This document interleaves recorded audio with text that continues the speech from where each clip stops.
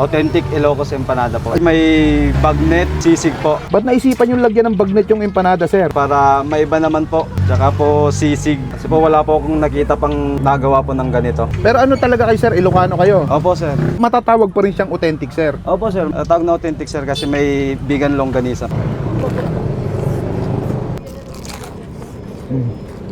Dinudumog at pinipilahang authentic Ilocos empanada kahit binabagyo na may papaya, bagnet, sisig, itlog, vegan longganisa, cheese, tapos ibabalot ng balot na balot, tapos babawasan ng konti at ihuhulog sa kumukulong mantika. At habang hinihintay nating maluto, alam mo bang ang Enola Holmes 3 ay nasa Lock TV na? Kaya kung mahilig ka sa American TV show, Korean drama, action, horror, at napakadami pang iba, download mo na ang Lock TV for free. Hello, sir. Ano binibenta niyo po dito?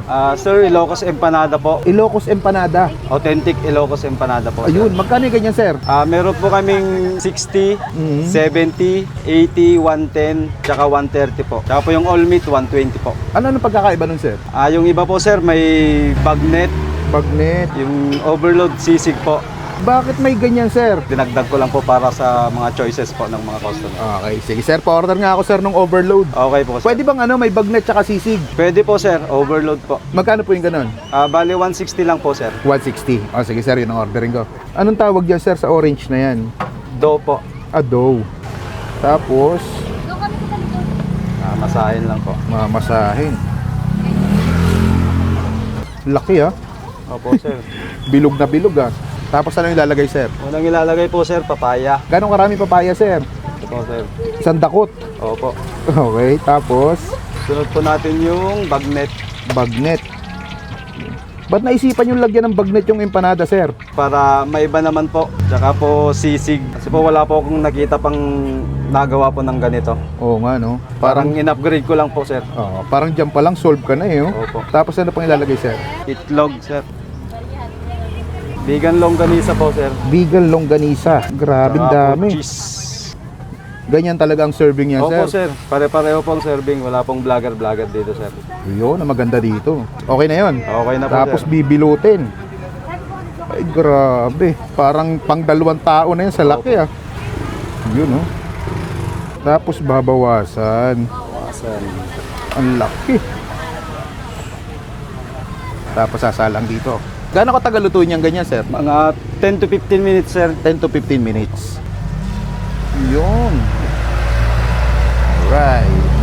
Paano nagsimula tong ano nyo, sir? Business nyo? Nagsimula po, sir, nung tumaas po ng gasolina. Dati po akong nagtatricycle. Kaya po naisipan ko pong magnegosyo, sir. Kasi mahirap po ang biyahe. Pero ano talaga kayo, sir? Ilocano kayo? Opo, sir. Ilocano po. talaga kayo. Kaya authentic. Saan po kayo sa Ilocos?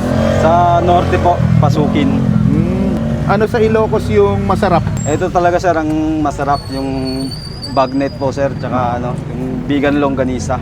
Gano'n nakatagal to, sir? Kayo nagtitinda dito? Bago-bago lang po, sir. 3 months pa lang po. Anong oras po kayo nag-open dito, sir? 12 p.m. po to 9 p.m. Saan po kayo matatagpuan? Matatagpuan kami, sir, dito sa Bacau 2, General Trias, Purok 8, Antel Road. Anong pangalan nitong tindahan nyo? 5J Ilocos Empanada po. 5J Ilocos Empanada. Anong kakaiba sa empanada nyo, sir? Ba't binabalik-balikan? Bukod sa masarap, sir, siksik po sa laman at malaki po. Ayun. Etong mga sir, mga longganisa nyo po, kayo ang gumagawa or galing pa talaga Ilocos yan? Bali, marunong lang po ako gumawa, sir. Ako na lang po ang nagawa. Nakailang kayo, sir, sa isang araw, ilang empanada? Nakaka 120 to 150 naman po, sir. Dami, araw-araw yun, sir. Opo, sir. Dito ako na-intriga, parang ngayon lang ako nakakita ng empanada na may bagnet. Opo, sir. Bago lang po yan.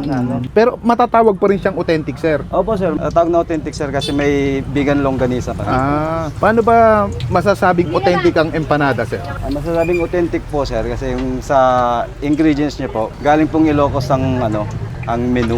Sir, may huling tanong na lang ako, sir. Anong pagkakaiba nyo sa mga ibang Ilocos empanada na nagtitinda dito sa Cavite? Kakaiba po to, sir, kasi medyo in-upgrade ko po yung mga ibang ingredients po. Masarap po talaga to yung empanada ko. Subukan niyo po. Sige, sir. Hintayin ko na lang maluto. Thank you po. Okay po, sir. At tayo mga kabangers, nandito tayo ngayon sa may 5J Ilocos Empanada. Titikman natin yung super overload nila. Grabe, meron siyang bagnet at saka sisig. 160 pesos, pero yung pinakamura nila dito, 60 pesos lang. 60 pesos lang, makakating ka ng Ilocos Empanada. Siyempre, masarap yan, may suka. Tingnan natin. Tikman natin, kahit tayo.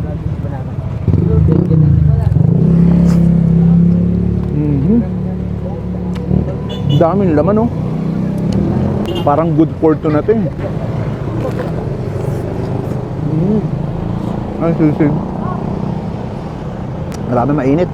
Tulad din naman ng nilalagay sa authentic empanada. Meron siya papaya at saka vegan longganisa.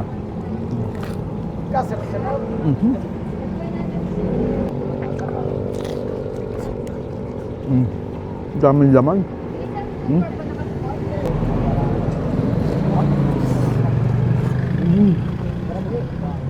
Sarap din. Kitang-kita mo naman, oh. Siksik, liglig at umaapaw. Sa 160 pesos, goods na to. Ang dami. Ayun. Ayun yung bagnet. Ayun, bis tayo na dito. 5J, authentic Ilocos empanada. Napaka-short mga lods. Panalods. Paano? Busin ko muna to.